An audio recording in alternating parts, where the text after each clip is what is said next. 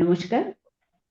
এখন বাংলা কবিতার কাগজের পক্ষ থেকে আজ আমরা হাজির হয়েছি ভাষা হারানোর অন্ধ মাঠ ও টেলিভিশন নিয়ে।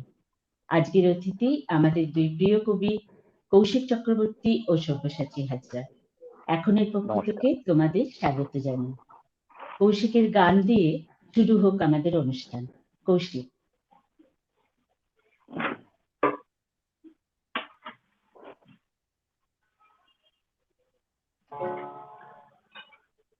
যখন এসেছিলে, যখন এসেছিলে, অন্ধকারে চাঁদ ওঠেনি, সিন্ধু পারে চাঁদ ওঠেনি। যখন এসেছিলে, যখন এসেছিলে, হে অজানা তোমায় তবে জেনেছিলে, অনুভবে জেনেছিলে, হে অজানা তোমায় তবে জেনেছিলে,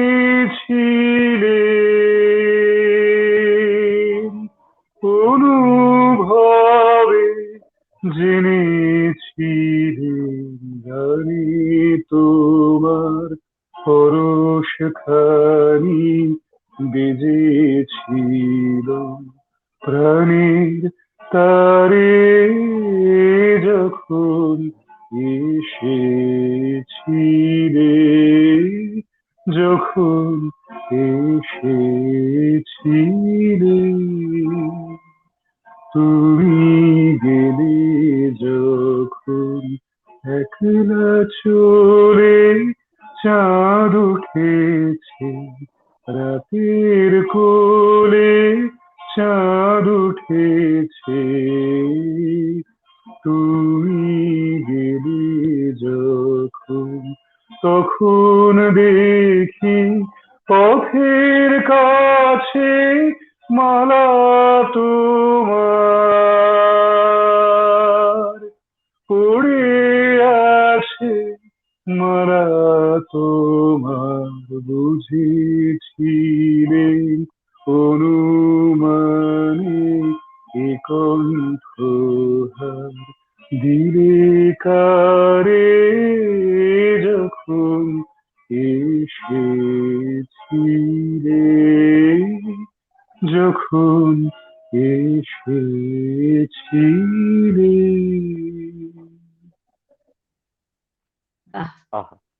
মুগ্ধ মুগ্ধ করলে, সেই রবীন্দ্রনাথ এখনো পুরনো হলো না। রবীন্দ্রনাথ সুরস্রষ্টা ছিলেন না, ছিলেন সঙ্গীত স্রষ্টা। সুর তিনি আহরণ করেছিলেন মাঠে ঘাটে, পৃথিবীর আনাচে কানাচে। আর এই এই সুর তো মানে আমাদের বিশ্ব প্রকৃতি চিরকালই শুনিয়েছে তার কথাহীন মেঠো সুরে, প্রকাশ করেছে তার আনন্দ দুঃখ। কিন্তু শিল্পী এসে সেই সুরে তার কথা, তার ভাব আর ভাষা বসিয়ে সৃষ্টি করলো সঙ্গীত। তো এই সঙ্গীত আর কবিতার যে যোগাযোগ সেতু, সেটা হলো ছন্দ বা তরঙ্গ। ছন্দ না বলে মানে রিদম বলাই ঠিক। যেমন যেমন এডগার অ্যালান পো বলেছিলেন, poetry of words as the রিদমিক্যাল creation of beauty. তো এই যে কবিতার এই যে ক্ষণিক রিদম, শিভারিং ডেলাইট বলেছিলেন। রবীন্দ্রনাথে হয়ে গেল শুধু অকারণ পুলকে, ক্ষণিকের গান গারে আজি প্রাণ, ক্ষণিক দিনের আলোকে। তো এই এই যে অকারণ পুলক, মানে এই অকারণ পুলক আমরা দেখি যেমন মালাডমের rhythmic suspense of the disaster to bury itself in the original form, যেখানে মানে থ্রো অফ দ্য ডাইস একটা সম্ভাবনার কথা, একটা একটা মানে এটাই বোধহয় সেই সেই স্বর্গীয় সৌন্দর্য সৃষ্টির একটা উপলক্ষ। যা মানুষের ভাষার ভেতর, তার সেই ডার্ক ম্যাটারের সেই কোয়ার, যে soul of silence, Chittaranjan Das সেদিন বললেন নৈশব্দের সব, যা মানুষের সেই ভাষার ভেতর অঙ্গীভূত, যেখানে শব্দগুলো তাদের নিজেদের উল্লেখ করে, কবিতার একটা নিজস্ব স্থান চিহ্নিত করে প্রকাশ করছে তার তার নগ্ন উচ্চারণ। আর তার এই যে উপস্থিতি, সেটাই আমরা উপলব্ধি করি ধ্বনিতে, রিদিমে। যেমন দেখি কৌশিকের কাব্যগ্রন্থ ভাষা হারানোর অন্ধমার, অথবা সব্যসাচী হাজরার পসিবিলিটি ও টেলিভিশন কাব্যগ্রন্থ। তো এই যে আজকের এই মানে কোভিডিক ওয়ার্ল্ডের অতি পরিচিত শব্দ নিউ নর্মালের মতো সভ্য যে নিউ পসিবিলিটির কথা বলছে, এই নতুন কবিতার কবিরা তাদের ভাষার যে নিজস্ব কাঠামো আর তার ধ্বনি বিজ্ঞান, শব্দ বিজ্ঞানের মধ্যে একটা যে চিহ্নিত সীমানাটা থাকে, সেটা পেরোতে চাইছে। ভাষার আরোপিত যে কৃত্রিম ছন্দ, সেটাকে বর্জন করতে চাইছে। তো এই কৌশিক মানে তো এই যে মানে একটা শব্দের যে একটা অন্তর্লীন রিদিমকে তোমাদের কবিতায় খোঁজ করেছো, তার শব্দের উৎসে থাকা ধ্বনিকে খোঁজ করেছো। তুমি যেহেতু একাধারে গায়ক এবং কবি, তোমার কাছে শুনতে চাইবো এই রিদিম কিভাবে তোমার কবিতায় কাজ করে। মানে আমি জানতে চাইছি, মানে যেমন যেমন সঙ্গীতে দুটো স্বরের মাঝে অসংখ্য ধ্বনি থাকে, কিন্তু সবগুলোই তো ব্যবহার করা যায় না। যে কোনটা তুমি ব্যবহার করবে সেটা যেমন যেমন তোমাকে চিনে নিতে হয়, শুনে চিনে নিতে হয়, তেমন কি কোনো প্রসেস তোমার কবিতায় কাজ করে কৌশিক? হ্যাঁ, যেটা হচ্ছে যে আমার লেখাতে আমি সচেতন ভাবে বা অবচেতনে কোথাও না কোথাও গানের একটা অনুষঙ্গ চলেই আসে। এবং মানে লেখার ক্ষেত্রে আমি বলছি যে সেই শব্দে আমি ছন্দকে ভাঙি বা না ভাঙি, কোথাও না কোথাও মানে যখন নিজে সেই প্রসেসটার মধ্যে দিয়ে যাচ্ছি, যখন একটা শব্দ নিজে পড়ছি, কোথাও ভেতরে ভেতরে তার একটা অনুরণন হচ্ছে, কোথাও না কোথাও সেটা বাজতে থাকে। এবার আমি সত্যি কথা বলতে কি যে তাত্ত্বিক ভাবে বাংলা কবিতার যে বিভিন্ন রকম ছন্দ আছে, কলাবৃত্ত, মিশ্রবৃত্ত, বা এই যেসব, আমি সত্যি কথা কোনোদিন মানে সেই তত্ত্বকথার ছন্দ অনুযায়ী ব্যাপারটাকে ভাবিনি। আমার সবকিছু কানে বাজে। যেমন এই যে আমি বলছি যে গানটা গাইলাম, সেটা একটি সাত মাত্রার গান। এবার এই সাত মাত্রার এই 1 2 3 1 2 1 2 এভাবেই আমার কানে বাজে। এবং আমি ব্যক্তিগতভাবে সাত মাত্রার মানে এই ছন্দটার প্রতি একটা আমার অবসেশন আছে আর কি। মানে যে কারণে আমার মানে যে প্রথম যে চটি বইটি বেরোয় মায়ের লেখা রান্নাঘর, তার যে ওপেনিং যে লেখাটি, সেটিও ছিল একটি সাত মাত্রার লেখা। যদিও সেই বইতে আর কোন রকম মানে মানে প্রথাগত মাত্রা বা ছন্দ অনুযায়ী যে লেখা বলে সেগুলো আমি রাখিও নি কোনোদিন, কিন্তু ওই কোথাও না কোথাও জিনিসটা ঢুকে গেছিল আর কি। তো এমনিতেও লেখার সময়ও মানে এই যে ভাষা হারানোর অন্ধ মাঠ, যে মানে বইটির নাম যখন হঠাৎ করেই চলে আসে আর কি, মানে, আহ, তখন যেটা হয় যে একটি শব্দ, একটি ভাষার যে কাঠামো, সেই কাঠামোটা যেতে যেতে মানে অন্ধ মাঠ। তার কারণটা হচ্ছে যে মানে এই অন্ধ মাঠ কথাটাও যে কেন লিখেছিলাম, তার পেছনে হয়তো কোথাও সচেতন ভাবে একটা ভাবনা কাজ করেছিল যে আমরা যেভাবে এই দৃশ্যগুলোকে দেখতে অভ্যস্ত, তার বাইরেও হয়তো কিছুটা আছে। এই যে চোখ বন্ধ করেও যে দেখা যায়, মনে মনেও যে দেখা যায়, মনে মনেও যে শোনা যায়, এই যে শোনার অপর যে পদ্ধতি, দেখার যে অপর পদ্ধতি, সেই অপর পদ্ধতিটা হয়তো আমরা আমাদের লেখাতে এক্সপ্লোর করার চেষ্টা করি। সেটা আমরা সকলেই নিজেদের মতো করে চেষ্টা করি। এবং যে কারণে এই প্রথাগত ভাষা হারানোর যে মাঠ, সেটা আপাত দৃষ্টিতে অন্ধ মাঠ হলেও সেই অন্ধকারেও, এই যে অন্ধকারে চাঁদ ওঠেনি, সিন্ধু পারে চাঁদ ওঠেনি, অথচ তুমি গেলে যখন একলা চলে চাঁদ উঠেছে, তাহলে অন্ধকারে চাঁদ ওঠেনি সেটা কারোর সেটাও যেমন সত্যি, আবার সিন্ধু পারে চাঁদ উঠেছে সেটাও সত্যি। এবং সে কারণে যাহাকে অন্ধকার বলিয়া মনে হইতেছে, তাহা আসলে অন্ধকার নয়। তার মধ্যে একটা অদ্ভুত নিজস্ব আলো আছে, অন্ধকারে নিজস্ব একটা আলো আছে। এবং যেটা খুব আমি বলছি যে একদম ফিজিক্যালিও যদি ভাবি যে যখন অন্ধকার হয়ে যায়, হঠাৎ করে লোডশেডিং হয়ে যায়, তখন প্রথমে কি মনে হয় যে একদম কিচ্ছু দেখতে পাচ্ছি না, তারপরে মনে হয় যে একটা অদ্ভুত আলো চারপাশে ছড়িয়ে আছে, যে আলোটা একেবারেই নিজস্ব অনুভবের। তো এই কবিতাতে শব্দের জায়গাটা বা অনুভবের জায়গাটা একেবারেই ওই রকম একটা জায়গা থেকে আমরা মানে সব্যসাচীও যখন এই কথাটা বলবে তখন ও নিজস্ব ভাবনার কথা নিশ্চয়ই বলবে যে মানে আমরা আমাদের মতো করে কিন্তু সেই অনুভবের আলোটাকে পাওয়ার চেষ্টা করি, এবং তার মধ্যখানে কোথাও না কোথাও সেই অনুভবের গানটা কানে বাজে, এবং সেই গানটাই হয়তো কোথাও না কোথাও লিখি। সব্য, তুমি একটা কবিতা পড়ো এবারে। আচ্ছা, আমি একটা কবিতা পড়ি। এই গান শুনতে শুনতে, রবীন্দ্রনাথের গান শুনতে শুনতে আমার মনে হচ্ছিল মানে সত্যি বারবার করেও আমার মাথা নত করে দাও হে তোমার চরণ ধুলার তলে, সকল অহংকার হে আমার ডুবাও চোখের জলে। আমরা পীযূষকান্তি সরকারের একটা লাইভ অনুষ্ঠান হয়েছিল। সেই লাইভ অনুষ্ঠানে পণ্ডিত স্বপন চৌধুরী ছিলেন তবলায়, আর ওস্তাদ আশিস খান ছিল সরোদে। তা আমার এখানে রুনাদি আর কৌশিক দাকে দেখে ওই পীযূষকান্তি সরকারের আমার বেলা যে যায় সাঁঝ বেলাতে গানটা গাওয়ার সময় মনে হচ্ছে এমন গুণ, এমন প্রতিভাধর দুজন মানুষ, যেমন ইনি তেমন ইনি, সত্যি। এবং তাদের মাঝখানে এই অনুষ্ঠান, তাদের মাঝখানে এই সমস্ত কিছুর আয়োজন, আমি আমার ছোট্ট একটা কবিতা দিয়ে শুরু করছি। কবিতাটা পড়ি।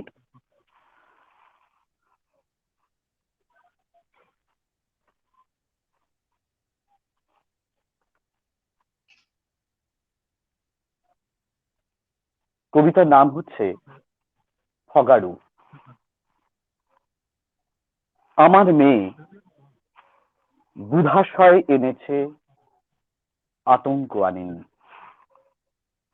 চন্দ্রদেব চতুর্ভুজ খুলছে পাশে, চতুর্ভুজ বাহু তাড়াচ্ছে দূরে। জলকানো গিনিয়াতে মিসেস সেন কামড় দিচ্ছে সাপ্তাহিক বিড়াল। প্রায়ন্ধ টকিজ আনন্দের গানে বোকা বানানোর ছক, আনন্দের কবিতা লালামুক্ত। এই অবস্থায় গন্ধর্বদের কিছু করার নেই, সুনন্দার আছে, আপনারাও আছেন।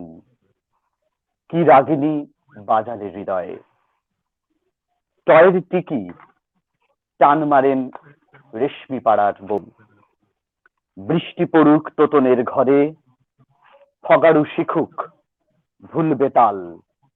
টকটকে সাদা, কুচকুচে লাল, ধবধবে ওদের মেয়ে আতঙ্ক এনেছে শুক্রথলি ভরে। বাহ, সুন্দর, খুব সুন্দর কবিতা পড়ো তুমি। তোমার ওই শব্দের ব্যবহার, ভাষার ব্যবহার বরাবরই আমাকে মুগ্ধ করে।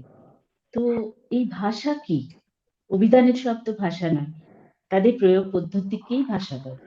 তো মানুষের এই যে মুখের ভাষা, গদ্য ভাষা, বা যে ভাষায় খবর পড়া হচ্ছে তা কিন্তু কাব্য ভাষা থেকে আলাদা।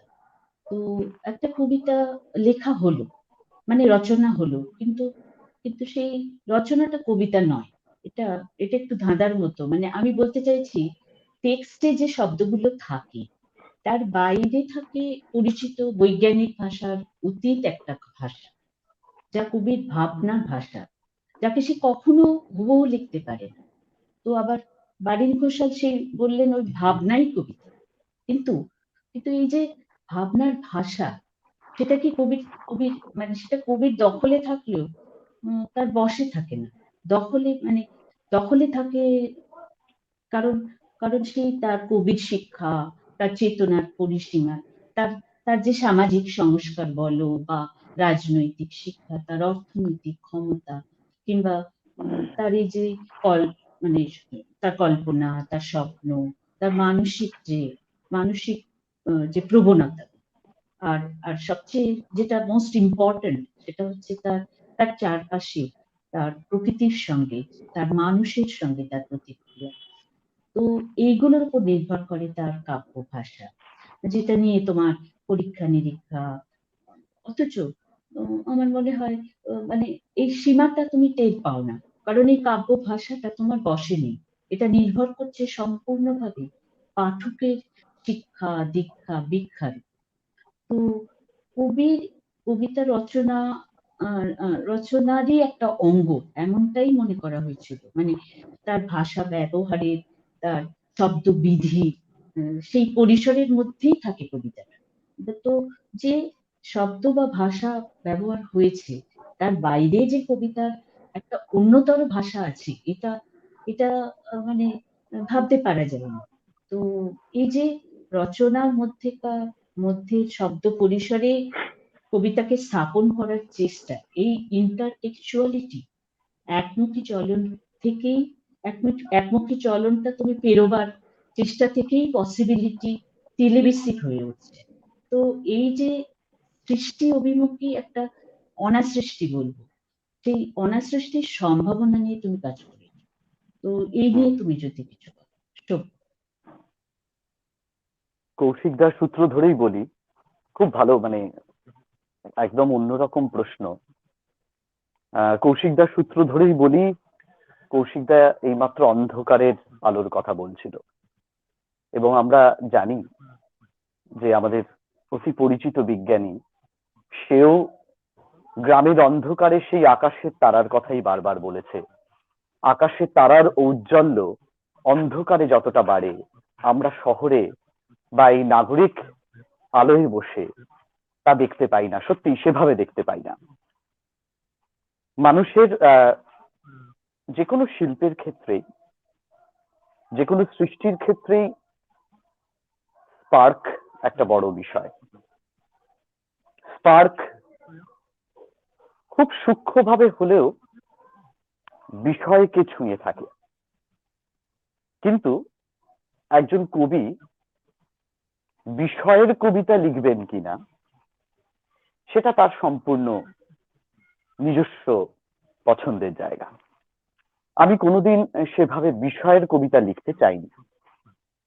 বিষয়কে হীন করতে গিয়ে, বিষয়কে আস্তে আস্তে কবিতা থেকে আড়াল করতে, বা বহু বিষয়ের সমাহারের মধ্যে দিয়ে মূল বিষয়কে হারিয়ে দিতে আমার চেষ্টা বরাবরই ছিল। আমার এই প্রথম বই রুনাদি দেখাচ্ছে আনু পাহাড়ের জলছবিতে, আমার একদম 2007 থেকে শুরু যে লেখাগুলো, সেখান থেকেই এই প্রচেষ্টা ছিল বক্তব্য, কাহিনী, গল্প এইসবকে অতিক্রম করে কবিতাকে, কবিতা মানে কবিতা যে নিজেই একটি প্রকাশযোগ্য মাধ্যম, এবং সেই কবিতাকে বাজিয়ে তোলার জন্য বা সেই কবিতাকে শুধুমাত্র কবিতার মতন করেই প্রকাশ করার জন্য হয়তো বহু মাধ্যম তার সঙ্গে যুক্ত হয়েছে, কিন্তু আমি বিষয়কে কখনোই প্রকট হতে দিইনি। আমি একটা ছোট্ট অংশ এই রুনাদির যে প্রশ্ন তার বিষয়ে বলি। আমি অনেকদিন আগেই লিখেছিলাম, একই ভাষার মধ্যেই যে যার নিজের ভাষা সন্ধান করছি আমরা। নিজের ভাষা, হ্যাঁ, এটাই হচ্ছে সেই শ্রমলব্ধ অর্জন যা যে কোনো শিল্পেই সমান সত্য। গ্রহণ ও বর্জনেই ভাষার বহমানতা। একজন শব্দশিল্পী তাই এই প্রকাশ মাধ্যমটি, যা কিনা তার ভাষা, তার প্রকাশ ভঙ্গি নিয়ে সচেতন থাকবেন, যার মধ্যে দিয়ে আমরা তাকে অন্যদের থেকে আলাদা করব। এই প্রাকরণিক যে দিক, এই প্রাকরণিক দিক যে কোনো সচেতন কবির ক্ষেত্রেই, রবীন্দ্রনাথ, জীবনানন্দ, পরবর্তীকালে বারিন ঘোষাল, যার নাম এইমাত্র উচ্চারিত হলো, তারা সচেতন ছিলেন তাদের নির্মাণের দিকে।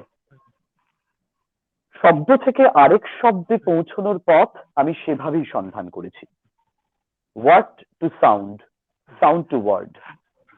ধ্বনিচিত্র সেই যোগাযোগ যা আমার ভাবনা, আমার দেখা, শোনা, কল্পনাকে, ক্ষুর ও ক্ষরণকে, সম্ভাবনা ও সংকটকে প্রকাশ করেছে। মুক্তির আকাঙ্ক্ষা ও বিস্ময় আমার সৃষ্টির চাবি।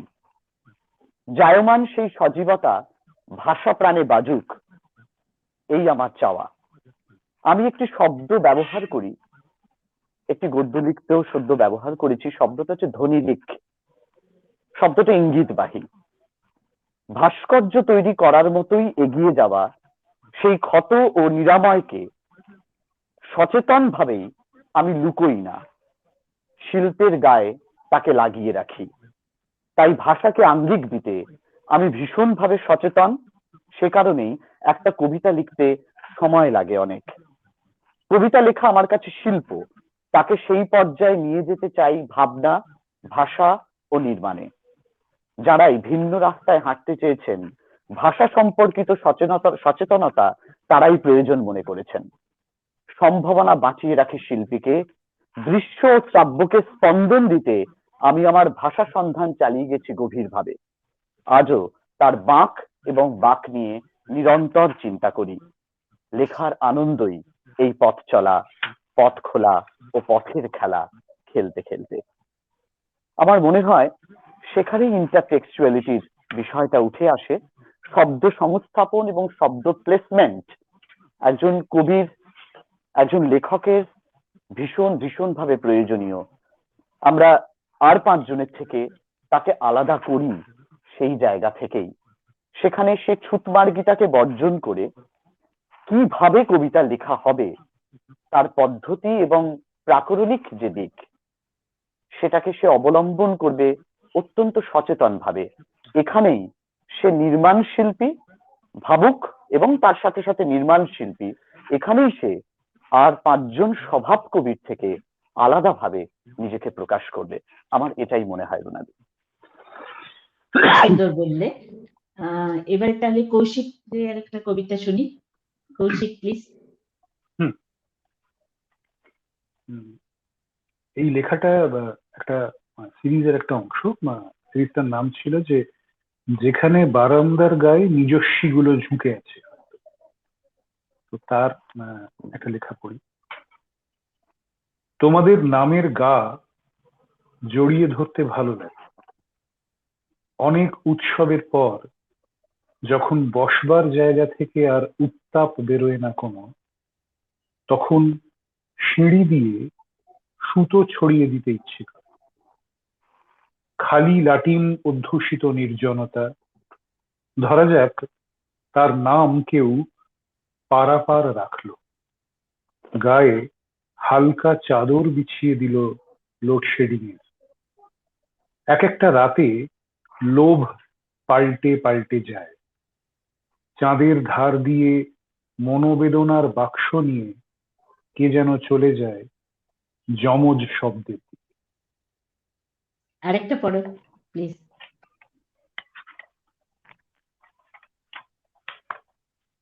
যেখানে বিকেল অসমাপ্ত থেকে যায়, সেখানে সমস্ত স্মৃতি ফলকেরা গুমনামি।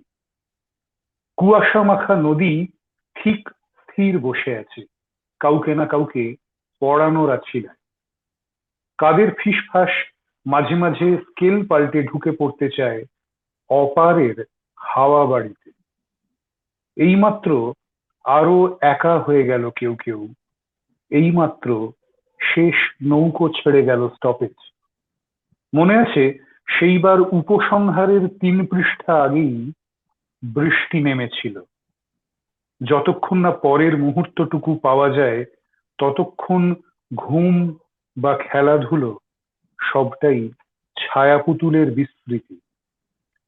বোবা হয়ে জ্যামিতি ক্লাসে হাসি এঁকেছিলাম, হয়তো সেসব পেরিয়ে আতশবাজিরা একদিন কলরব হতে পারত। সেই সব সম্ভাবনার কথা মনে পড়ে। বাহ, সুন্দর কবিতা।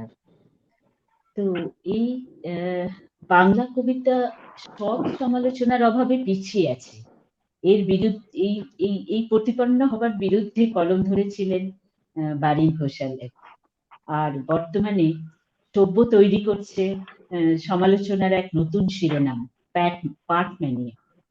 তো যেখানে আমি সেই পাঠককে দেখি যে কবিতার শব্দস্রোত থেকে স্রোত থেকে তুলে নিচ্ছে তার সাঁতারের প্রকরণগুলো, তার বোঝা নয়, বরং বোঝা নামিয়ে রেখে তার নিজের অনুভবে কবিতার মধ্যে লিখিত যে নৈশব্দ তাকে শব্দাতীত করে একটা অন্য দিগন্ত গড়ার চেষ্টা করছে। তো কৌশিকের কবিতা নিয়ে সভ্য তোমার পার্টম্যানিয়া কি বলে, তোমার কাছে শুনতে চাই, প্লিজ। আমি পাথম্যানিয়া বলে ধারাবাহিক সিরিজটা লিখছি, যেটা রুনাজি বলল। কৌশিকদার কবিতা আমি অনেকদিন ধরেই পড়ছি, এবং কৌশিকদার কবিতার যে বইটি আজকে শিরোনামে আছে, ভাষা হারানোর অন্ধমাঠ, সামগ্রিকভাবে কবিতাগুলো পড়লে আমি যে কয়েকটা পয়েন্ট আমি যদি খুব ছোট করে বলি, যেগুলো আমি পাই, তারপরে আমি কৌশিকদার একটা কবিতা পড়ে শেষ করব। কৌশিকদার কবিতাতে আমি পাই সেটা হচ্ছে দৃশ্যের পর দৃশ্য, যেটাকে আমরা দৃশ্য এবং ভাবনার যুগপৎ কোলাজ বলতে পারি। পাই অনেকের মধ্যেই একা হচ্ছে কেউ, নিঃসঙ্গ বুদবুদ ও আগ্নেয়গিরি, গানের কাছে মুক্তি। 5, ব্যক্তিগত জানলা থেকে বৃহৎ চেতন মানসী ডুব। 6, গদ্য চালে ভাবনা বুনন। 7, কল্পনাকে ভাবনার ডানা দেওয়া। 8, স্মৃতি ও যাপন চিত্রে ঢুকে পড়ছে বহু মাধ্যমের ঢেউ। 9, স্বপ্ন ও স্বপ্নভঙ্গের জয় পরাজয়। 10, কখনো উদাসীন রং মিশে যাচ্ছে প্রেম রঙে। 11, সময়ের দূষণ ও অন্ধকার। 12, গণিত বিজ্ঞান প্রযুক্তি আমাদের দৈনন্দিন প্রয়োজন ও তার সংকট। 13, নিজেই কখনো অভিনেতা, কখনো অন্যের সাথে নিজস্ব মানসিকতার আদান প্রদান। 14, পাওয়া ও না পাওয়ার এক একা কৌশিক। এই হচ্ছে 14টা পয়েন্টে কৌশিকদার ভাষা হারানোর অন্ধমাঠকে আমার দেখা। আমি এই নিয়ে একটা দীর্ঘ গদ্য, আমার পাঠম্যানিয়ার দ্বিতীয় পর্ব যখন শুরু হবে, কৌশিকদার উপর কাজ দিয়ে আমি শুরু করব, আমার ইচ্ছে আছে। আমি কৌশিকদার একটা ছোট্ট লেখা পড়ছি, ভাষা হারানোর অন্ধমাঠ বই থেকেই। কবিতাটার নাম হচ্ছে কেমিস্ট্রি। হাতঘড়ির রেডিয়াম থেকে আলো এসে ছিটকোয়, বরফ কলের কাঠের বেদিতে দুটো ঝুমকো লতা মান্না দে।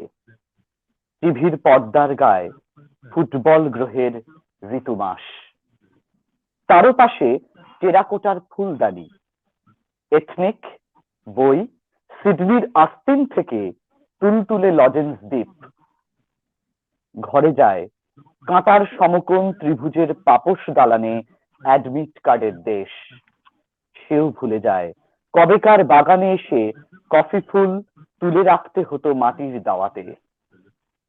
এসব আসলে সেই সার দেওয়া ভালো থাকা বালি দিয়ে বানানো বাড়ি। ঝিনুকের দরজা জানলা, কি মসৃণ লাগে গল্প পাঠ। বারান্দা থেকে যদি আহা ডানা ঝেড়ে যেত মেঘ, তবে তাও এই দুপুর বেলায় কিছু খোয়াব জলীয়। পাঠক, আমি যে পয়েন্ট গুলো বললাম, যারা শুনছেন তারা একটু মিলিয়ে নেবেন, এই সব কটা কথাই বোধহয় এর মধ্যে রয়েছে। খুব সুন্দর বললে। আমারও পাঠম্যানিয়া আছে, তবে সেটা একটু অন্যরকম। মানে অন্যের কবিতা পড়ে আমার পাঠ প্রতিক্রিয়া যেটা, সেটা কবিতার রূপ নেয়। যেমন উমাদার আলোর হাসুয়া পড়ে, কাব্যগ্রন্থ পড়ে আমি একটা কবিতা লিখেছিলাম, মানে অনেকগুলো কবিতা লিখেছিলাম। আমি একটা ছোট্ট কবিতা পড়ছি। পড়ো পড়ো। ছড়িয়ে আছি ঘুরিয়ে দিয়ে গ্লোব, ঘুরিয়ে পড়ি হরির চরণ, হরিতে দেখি চরণ কার, গ্লোবের গা পিছলে যায় চরণামৃতে, হা অমৃত চলকে পড়ে দিনকে রাতে চতুর্দোলায়, রঙের কোলাজ উছলে ওঠে সাদা কালো কাপে। ডুবে ভেসে আছে নিরালাটুকু আরাম কেদারা ইচ্ছা। ডুব ডুব মন কি সঙ্গোপন, এত জল আহা ছলাৎ চলে। ভেজে কিনা ভেজে জটিল স্মরণ, রেণু রেণু যত দুঃখ দহন, লাফ দিয়ে নামে সময় ঝাঁপি থেকে। জীবন বলছে দরজা খোলো, যেতে হবে অভিসারে। কিছু টান বাকি তুমুল তুমি, নিরালা ডাকছে অবাক নিলাম। কলম বলছে কুর্নিশে নয়, ইচ্ছে পাখির ইশারায় বাঁচি, বিন্দাস বেঁচে থাকা। বাহ, আহ, গ্রেট। অনেক অতিথি এসেছে, এবারে আমি একটু তাদের নামগুলো বলি। প্রভাত মুখার্জি এলাম, এখন বাংলা কবিতার কাগজ।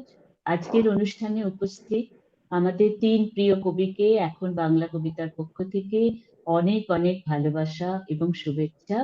দারুণ সুন্দর আড্ডা হোক। আর যারা শুনছেন আমাদের এই আয়োজন, তাদেরকেও অনেক ভালোবাসা আর বন্ধুতা। প্রণব কুমার দে, আজকের এই চাঁদনি আলোয় কৌশিকের সুরের মায়াতে জারিত হয়ে অপেক্ষায় আছি সব্যর শব্দ ভাষায় বয়ে যাবার জন্য। এখন বাংলা কবিতার কাজও সব্য কিন্তু ভালো গান করে, নিশ্চয়ই সব্য গান করে, আমরা জানি। দেবাশিস মুখোপাধ্যায়, ভালো লাগছে আলোচনা। শান্তনু দাস, খুব ভালো।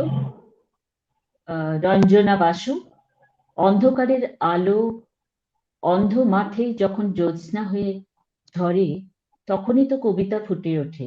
আলোচনায় সমৃদ্ধ হয়ে উঠছি, সকলকে জানাই শুভেচ্ছা। প্রভাত মুখার্জি, স্পার্কি আদত কথা।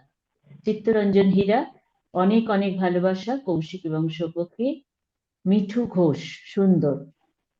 শুভঙ্কর পাল এসেছেন, কবিতা সবসময় সম্ভাবনা। প্রণব কুমার দে, আহা চাঁদের ধার দিয়ে মনোবাক্স পাগলা করে দিবি রে। পার্কম্যানিয়া আমায় নতুন করে কবিতা বোঝার পথকে খুলে দিয়েছে। ধীমান চক্রবর্তী, ভালোই চলছে, সঙ্গে থাকুন। সবাইকে অনেক ধন্যবাদ। এবারে তাহলে সব্য, তুমি এবারে একটা কবিতা পড়ো, যেটা নিয়ে বলবে কৌশিক। সব্য পড়ো।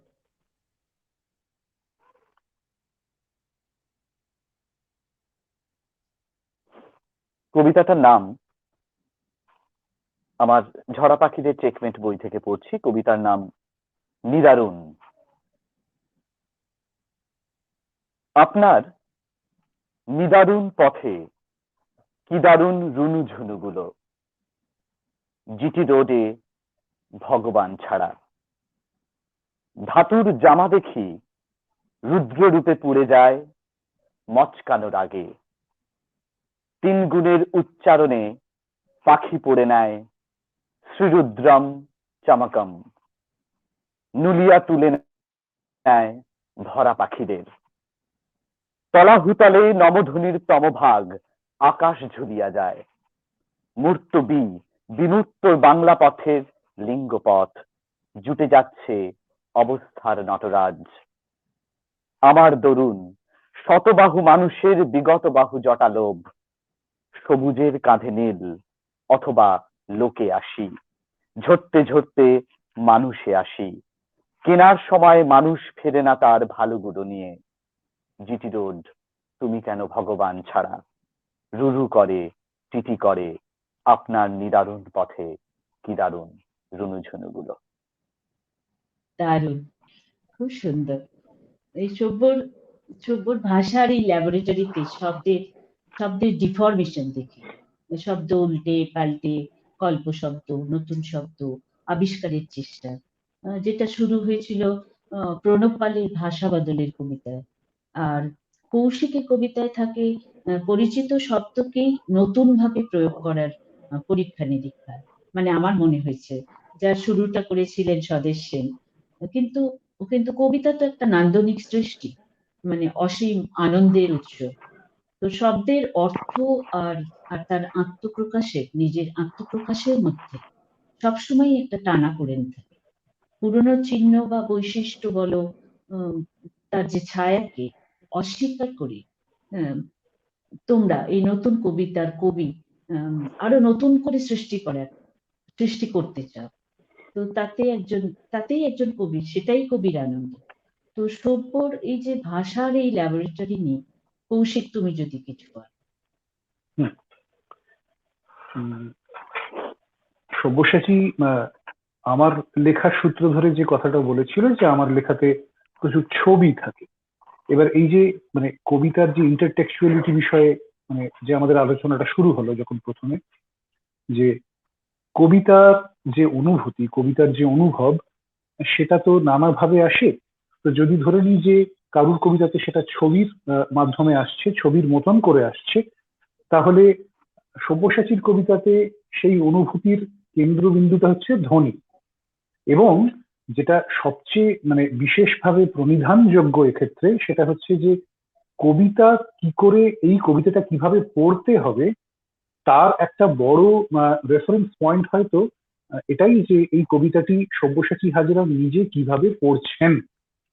আহ, আমরা সাধারণভাবে একটা খুব আমাদের মধ্যে একটা মানে বদ্ধমূল ধারণা আছে যে না, আমরা তো ছন্দে কবিতা লিখি না। কিন্তু এই যে সব্যসাচী যখন কবিতাটা পড়লো, তখন স্পষ্ট কিন্তু একটা ধ্বনি, একটা অদ্ভুত মিউজিক বাজছিল ওর পড়ার ভঙ্গিমার সূত্র ধরেই সেই মিউজিকটা বাজছিল।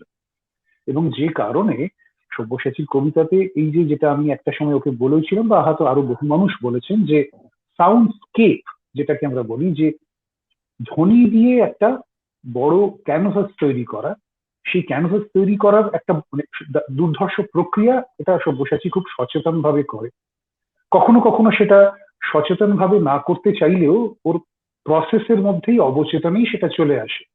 এবং যার ফলে কি, এই যে নিদারুণ কি দারুণ রুনুঝুনু গুলো যেই মুহূর্তে ও পড়তে শুরু করলো, তখনই কিন্তু প্রথম থেকেই সেটা একটা তালে বাজতে শুরু করলো। যিনি পড়বেন তার কাছে সেটা একরকম হবে, মানে অনুভূতির জায়গা তৈরি হবে, যিনি শুনবেন তার কাছে সেটা আরেকটা অনুভূতির জায়গা তৈরি হবে।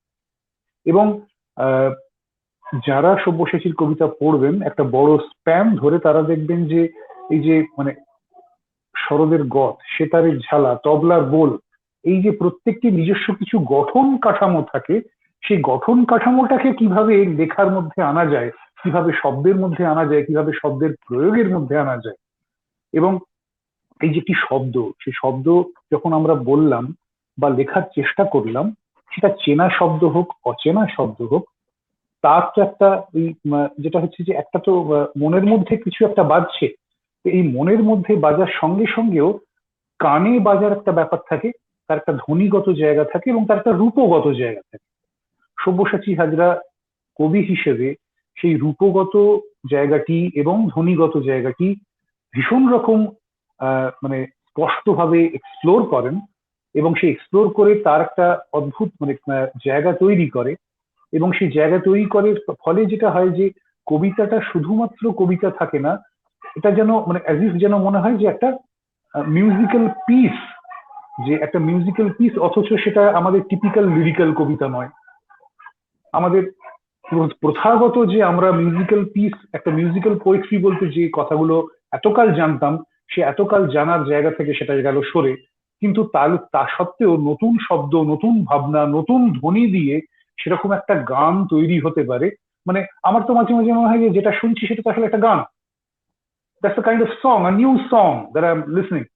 তো এই জায়গাটা আসে সব্যসাচীর মানে লেখালেখির একদম প্রথম মানে দিককার বই থেকে শুরু করে একদম সাম্প্রতিকতম লেখালেখির সঙ্গে যেহেতু পাঠক হিসেবে, শ্রোতা হিসেবে আমি অনেকটা ওয়াকিবহাল, অতএব ওর এই জার্নিটা আমার কাছে একটা অসাধারণ জার্নি মনে হয়, যে কিভাবে সে ধ্বনিকে ভাঙতে ভাঙতে এগোয়, কিভাবে সে ধ্বনি দিয়ে একটা আহ ছবি তৈরি করতে পারে।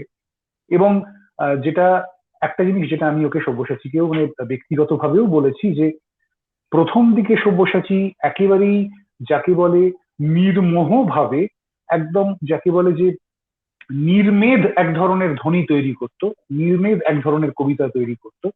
এখন মানে সব্যসাচীর কবিতার মধ্যে সেই কাটা কাটা এজ গুলো অনেক পালিশ করা, মানে হয়তো কিছুটা স্মুথ।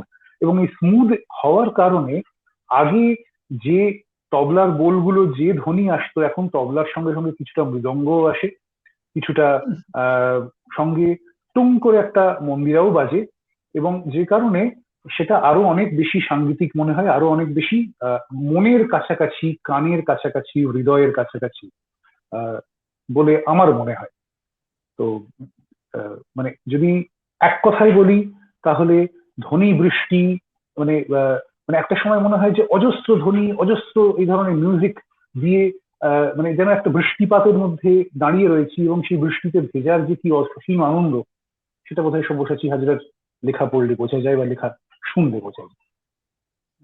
খুব সুন্দর বললে, সত্যিই তাই।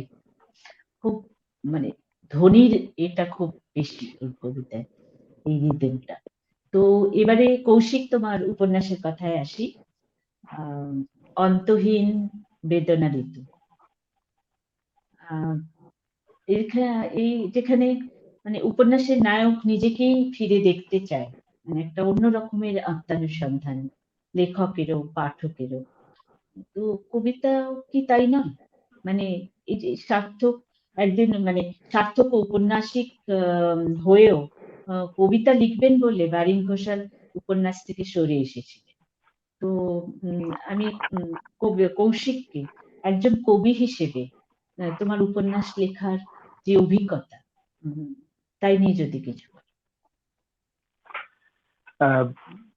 এইটের এই উপন্যাসটা মানে যেটা মানে তুমিও বললে যে কবিতাও তো এক ধরনের নিজেকে আত্মখনন, নিজেকে খুঁড়ে দেখা, বারংবার সেটাকে ভেঙে দেখা, এই ভেঙে দেখারই একটা প্রক্রিয়া হয়তো এই উপন্যাসটি।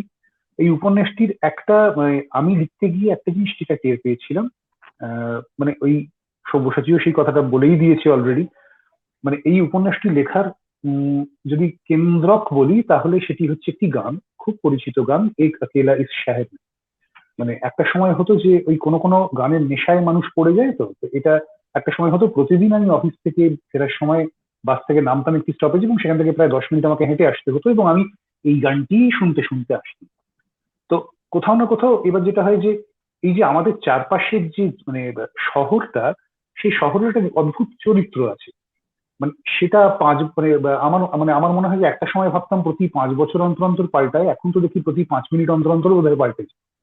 এবং সকালে দেখা রাস্তাটা যে বিকেল বেলা মানে একেবারেই অপরিচিত হয়ে যেতে পারে, মানে এটা বোধহয় একমাত্র আমার শহরই পারে, বা আমার শহরের মানুষজন পারেন, তাদের জীবনযাপন পারে। তো এই ধরনের প্রতি মুহূর্তে এই যে ছবিগুলোর সময় পাল্টে যাচ্ছে, মানুষজন পাল্টে যাচ্ছে, এবং যে কারণে এই উপন্যাসে যে চরিত্রগুলো আছেন তারা কেউ কিন্তু একক চরিত্র নন। আহ, আমি যে পাড়ায় বেড়ে উঠেছিলাম, মানে এটা খুব অদ্ভুত যে আমরা প্রায় সমবয়সী 10 জন ছিলাম। মানে এক পাড়াতে একই সময়ে একই বয়সী 10 জন, এটা সে আগেকার দিনে গল্প কথায় পাওয়া যেত। এখন তো মানে রাস্তায় তো লোকজন দেখাই যায় না যারা একসঙ্গে খেলাধুলো করবে, বাচ্চাদের তো দেখাই যায় না, কিন্তু আমরা একসঙ্গে বেড়ে উঠেছি। অতএব এই উপন্যাসের যে নায়ক, মানে সে যে মানে তার মধ্যে যে আমি নেই এটা আমি বলবো না, আমি আছি, প্রবল পরিমাণে আছি, কিন্তু আমার সঙ্গে আরো 9 জনও আছে। এবং শুধু সেই যে প্রোটাগনিস্টের কথা বলবো না, প্রত্যেকটি মানুষ সে কিন্তু এক এবং আরো কয়েকজনের সমষ্টি, এবং তাদের চোখে চারপাশটাকে দেখা, চারপাশের মধ্যে ওই কোথাও না কোথাও তো এক ধরনের মানে চারপাশের মধ্যে একা হয়ে যাওয়া, নিজেকে একা করতে চাওয়া, সেটাও কখনো কখনো সচেতন ভাবে একা নিজেকে করতে হয়, নয়তো হয়তো মানে একজন সেন্সিটিভ লেখকের পক্ষে বা মিউজিশিয়ানের পক্ষে বা পেইন্টারের পক্ষে বা তিনি শিল্পের যে মাধ্যমেই থাকুন না কেন তার পক্ষে সেই সেন্সিটিভিটির সেই জায়গাটাকে ছুঁতে পারাটা খুব মুশকিল, নিজেকে একা করতেই হয়। তো এখানেও এই মানুষগুলো কোথাও না কোথাও তারা একা হয়ে যান, তারা একা নিজেকে করেন, এবং সেই একা হয়ে গিয়ে তারা চারপাশের সমষ্টিটাকে দেখেন, এইভাবে তারা চারপাশের সময়টাকে দেখেন, নিজেকে খোঁজার চেষ্টা করেন, আয়নার সামনে নিজেকে দেখার চেষ্টা করেন, অন্যের চোখ দিয়ে নিজেকে দেখার চেষ্টা করেন, নিজের চোখ দিয়ে অন্যকে দেখার চেষ্টা করেন। এই ধরনের মানে স্মৃতি বিস্মৃতি আরো অনেক কিছু, আহ আনন্দ দুঃখ, ফিরে দেখা, আত্মানুসন্ধান, এবং একই সঙ্গে সেই অনুসন্ধান করে যে আলটিমেটলি কোথাও না কোথাও যে পৌঁছানো যায় না, এরকম একটা মনোবেদনার চরাচর সেখানে আছে। তার কারণটা হচ্ছে যে আমার একটা মানে মাঝে মাঝেই মনে হয় যে এই পৃথিবীতে সত্যি কথা একদম কমন ম্যান যারা, তারা খুব আনসেরিমনিয়াসলি জন্মগ্রহণ করেন, আনসেরিমনিয়াসলি বেঁচে থাকেন এবং আনসেরিমনিয়াসলি তারা মরেও যান। তো এই তাদের এই আনসেরিমনিয়াস যে জীবনযাপন, হয়তো সেইটে লেখা হয়ে গেছে আর কি। সেই লেখাতে আমার পাড়ার মানে আমার বাড়ির উল্টো দিকে যে বাজার, সেই বাজার আছে, আমার বাড়ির কাছে যে মানে ঠাকুরিয়া লেকের মাঠ সেটা আছে, আমার স্কুল আছে, আমার মানে সাধারণ অ্যাভিনিউ দিয়ে হেঁটে যাওয়া আছে, আরো অনেক কিছুই আছে। মানে সেই শহরও আমার সঙ্গেই হয়তো উপন্যাসের একটি অংশ হয়ে গেছে।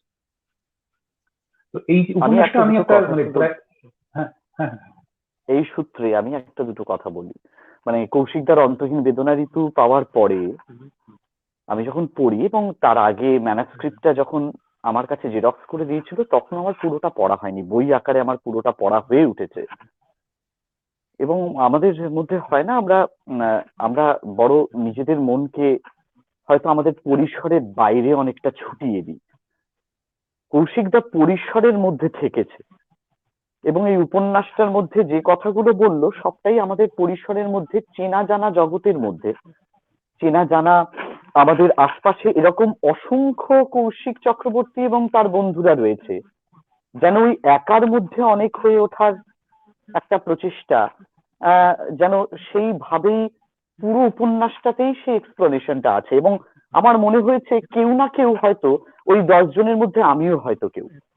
এবং এই যে আমি হয়তো কেউ, এই যে এটাই বোধহয় একটা এই এই সার্থকতার জায়গা, এবং রিলেট করতে পারা। এবং কোথাও যেন মনে হচ্ছে এই আরে বাবা, এই এরকম একটা ছোট্ট বিষয় বা এরকম একটা জায়গাও ওর চোখে পড়েছে। আমিও তো ভেবেছি কই, আমি তো ব্যাপারটা লিখিনি। এই যে একটা খুব ছোট ছোট ডাইমেনশনস গুলোকে একত্রিত করা, এক জায়গা করা, করে ব্যাপারটাকে মাল্টি ডাইমেনশনাল করে তোলা, এইটাই ছিল কৌশিক চক্রবর্তীর অন্তহীন বেদনা ঋতু। আমার পড়ে আমি যদি দু কথায় বলি, তাহলে বিভিন্ন ডাইমেনশনস কে জড়ো করে একটা মাল্টি ডাইমেনশনাল কেন্দ্র থেকে সেটাকে ছুটিয়ে দিচ্ছে, যেন সেটা সেই আমরা যে বলি ডিফারেন্ট বিমস অফ লাইট, আমরা যেমন সেটা একটা ডাইভার্জ করছে, ওই পয়েন্ট অফ ডাইভার্জেন্সটা রেখে সেই ডাইভার্জেন্ট করানো, এই কাজটা অন্তহীন বেদনা ঋতুতে রয়েছে আমার মনে হয়েছে। খুব সুন্দর বললে সব্য। বইটা আমি পেয়েছি, পড়তে হবে। আচ্ছা, আর একটা আমি শুনেছি কৌশিকের ট্রান্সলেশনের কথা।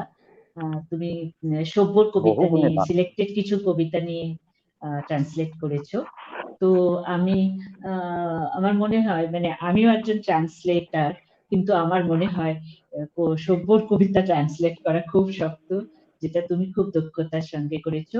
আমি তোমাদের মুখে আসল কবিতাটা এবং ট্রান্সলেশন দুটোই শুনবো।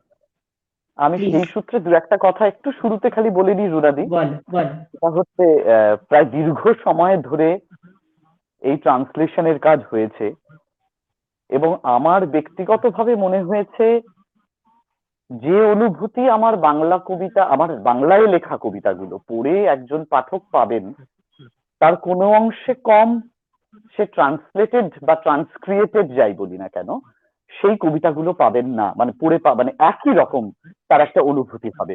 মানে এটা একটা বড় চ্যালেঞ্জ, এবং এই চ্যালেঞ্জটা সত্যি আমি ভাবতে পারিনি যে আমার পসিবিলিটি টেলিভিসিভ বা উদ্বিকার বই থেকেও কবিতা ট্রান্সলেটেড হতে পারে, এবং সেই ট্রান্সলেশন বা ট্রান্সক্রিয়েশনই বলবো এক্ষেত্রে, কারণ সেটাকেও শিল্পের পর্যায়ে ওইভাবে উন্নীত করা যায়, যেটা কৌশিকদা করেছে। এবং সবাইকেই বলে রাখি, সেই ট্রান্সক্রিয়েশনের কাজ আমার প্রথম 4টে বই থেকে প্রকাশিত হবে আগামী বইমেলায়, সেটার সময় আমরা জানতে পারবো। যাই হোক, আমি কৌশিকদা কোন কবিতাটা পড়বো? মানে কবিতা পড়ার আগে আরেকটা জিনিস, মানে যেহেতু হ্যাঁ, সব্যসাচীও বলো। এই সূত্রে নিজের অনুভূতির কথা বললো, আমিও বলি যে ট্রান্সলেশন করা মানে এই যে বলে যে কবিতায় ট্রান্সলেশন হয় না বা এই ধরনের এই তত্ত্ব কথা নিয়ে আমি আর যাচ্ছি না। আমি শুধু ব্যক্তিগতভাবে বলি যে মানে এর আগে অনেকে কবিতা ট্রান্সলেশন করেছি, ইংরেজি থেকে বাংলা, হিন্দি থেকে বাংলা, বা কখনো কখনো হয়তো বাংলা থেকে ইংরেজি।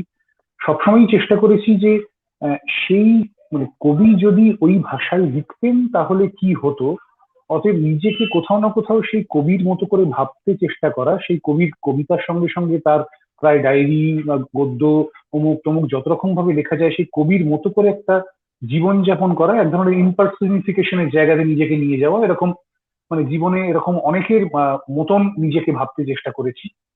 এই শেষতম ভাবনাটা মানে এই মানে বড় ভাবনাটা যখন হলো যে সব্যসাচীর সঙ্গে, তখন সব্যসাচীর সঙ্গে আমার দীর্ঘ আদান প্রদান ঘটেছে, বারংবার কথাবার্তা হয়েছে। এবং একটা সময় যেটা হয়েছে, যখন আমি ওর মানে কবিতাগুলো ট্রান্সলেশন করছিলাম বা ট্রান্সক্রিয়েশন করছিলাম, আমার মনে হচ্ছিল কৌশিক চক্রবর্তী তখন আর কৌশিক চক্রবর্তী ছিল না, সে তখন সব্যসাচী হাজরা 2 হয়ে গেছিল, যে ইংরেজিতে লেখালেখি করে। এবং সেই সময় আমি নিজের একটি লেখাও লিখিনি, মানে সব্যসাচী আমাকে আমার কবিতা লিখতে দেয়নি আর কি। আমি তখন সব্যসাচীর কবিতা লিখেছি ইংরেজিতে। তো তো সেক্ষেত্রে একটা সময় যখন মানে এটা মনে হয়েছে যে মানে লেখার মানে যখন ট্রান্সক্রিয়েশন গুলো শেষ হয়েছে, তখন মনে হয়েছে যে এটা মানে একটা কোথাও তো মনে হয় যে এটা মানে একটা কোথাও সব্যসাচীর কবিতা যতটা, ততটাই হয়তো সব্যসাচী হাজরা 2 এর কবিতা, মানে যে ইংরেজিতে লিখেছে। তো এইকে ভাবার মানে এই যাতে এইরকমই মনে হয়, এরকম একটা করার চেষ্টা করেছিলাম। তো আমরা আপাতত ওর যে নেবুলা সিরিজ, সেই নেবুলা সিরিজের 2 এবং 3 আপাতত এই দুটো লেখা আমরা পড়ি। আমি পড়ি আগে বাংলায়, তারপর তুমি ইংরেজিতে পড়ো নাকি? সেটা বেটার হবে। আচ্ছা বেশ। হ্যাঁ মানে হ্যাঁ মানে সব্যসাচী হাজরা 1 আগে, তারপরে 2 আগে, 2 পরে, বেশ তাই। আচ্ছা, নেবুলা সিরিজের প্রথম কবিতা 2 এর ক। আমি বললাম 2 এর ক। 2 এর ক আর খ, হ্যাঁ দুটো ভাগ আছে। 2 এর ক। একদম। সরল রেখায় হেঁটে যাচ্ছে মামাই ও তার বিজ্ঞান, হাতে 2 সংখ্যার লসাগু, পায়ে রত্নাকর। গ্রামের ক্লাবে সভ্য সংখ্যা বদলাচ্ছে এনার্জিতে, পরমাণুর নাচ থেকে অনুগান, বিশ্ব হাঁ মামনীয় জানে নিউক্লিয়াস স্তন ও কোয়ার্কের বাজনা। ভাগ্নির গ্রহ নক্ষত্র ছেড়ে দুলে উঠছে আলোর রানী, স্বাভাবিক সেতারে বাজাও। বক্ররেখায় কাঁদছে মামাই ও তার ইতিহাস, চৌকিদার ও চোরের পদক্ষেপ, পাতাল তৈরি হোক। খ, অভিকর্ষ সুর বাজছে রেকর্ডে, অজ্ঞাত রাশির পাশে একটি পতাকা দণ্ড, একটি মানুষ, তাদের ছায়া। জামা কাপড়ের আড়ালে ঘোড়াডুম সাজ, ঢাকনা সরাও। আলোক উৎসে ত্রৈরাসিক পরিবার, সাধারণ খেলার মাঠ, 15 জন স্ত্রীলোকের পোল্ট্রি খামার, প্লাঙ্কের ব্লাউজ, রুবিয়ার শাড়ি। 3 মিনিটের গোলাবর্ষণ, বৃত্তে ঘুরছে মামাই ও তার ভূগোলের গোল। তুমি আগে 2 এর ট্রান্সলেশনটা পড়ো।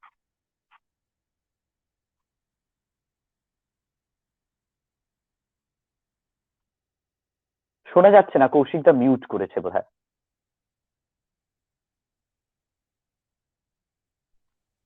সরি, আসলে তুমি পড়ছিলে বলে আমি ইচ্ছে করে মিউট করে রেখেছিলাম যে অন্য শব্দ।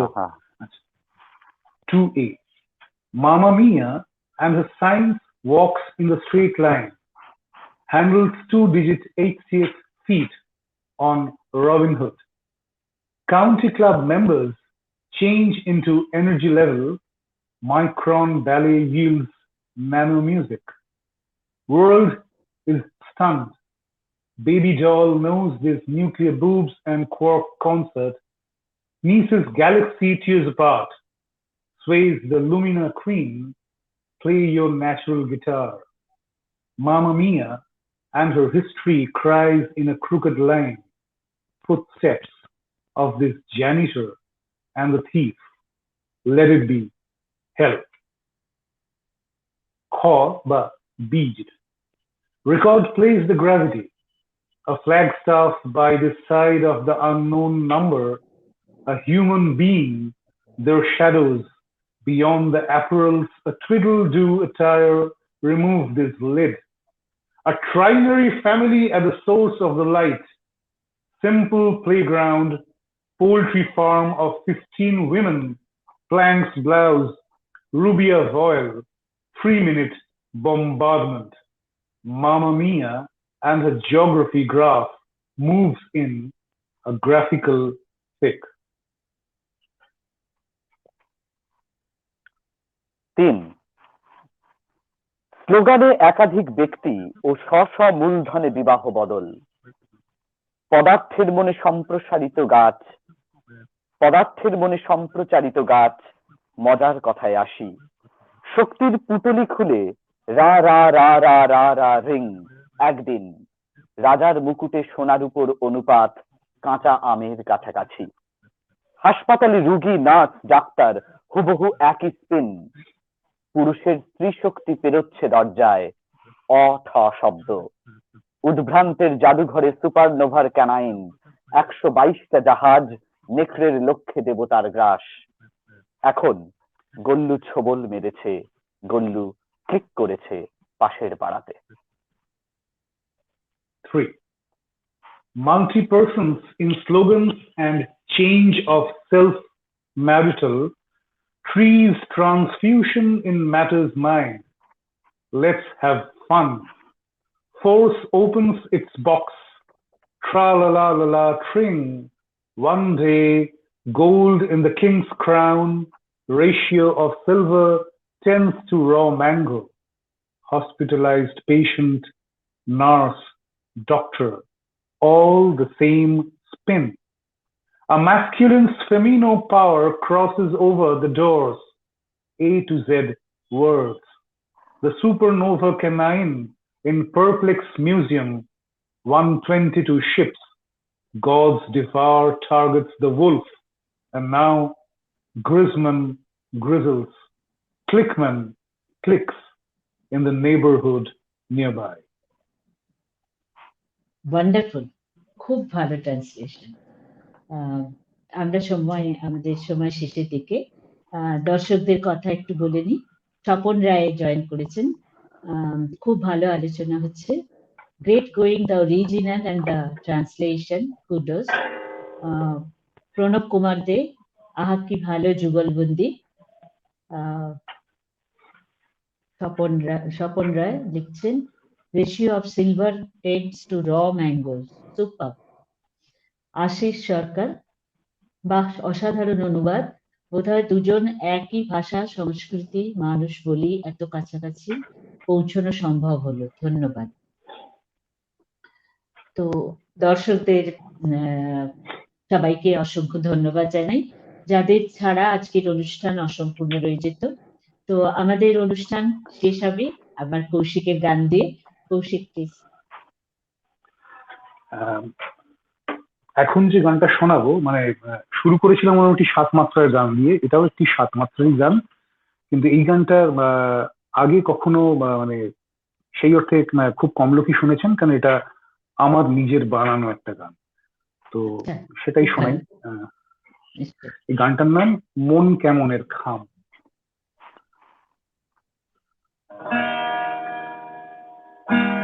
আজও জানি অনেক রাতে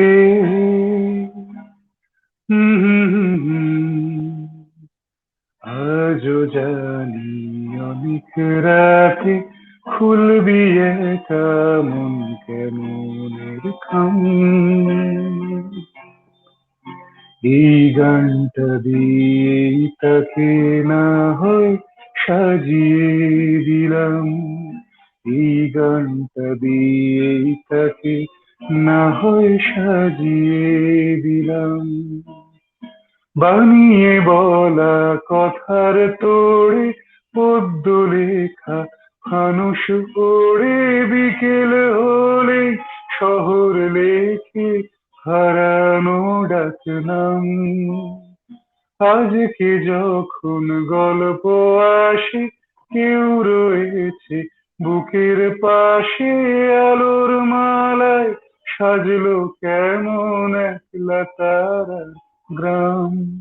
আমি বুকের ভেতর জমিয়ে রাখা চাঁদ, আমি বুকের ভেতর জমিয়ে রাখা চাঁদ। তার সবটা মায়া তোরি জন্যে পাঠিয়ে দিলাম, তার সবটা মায়া তোরি জন্যে পাঠিয়ে দিলাম। আজও জানি অনেক রাতে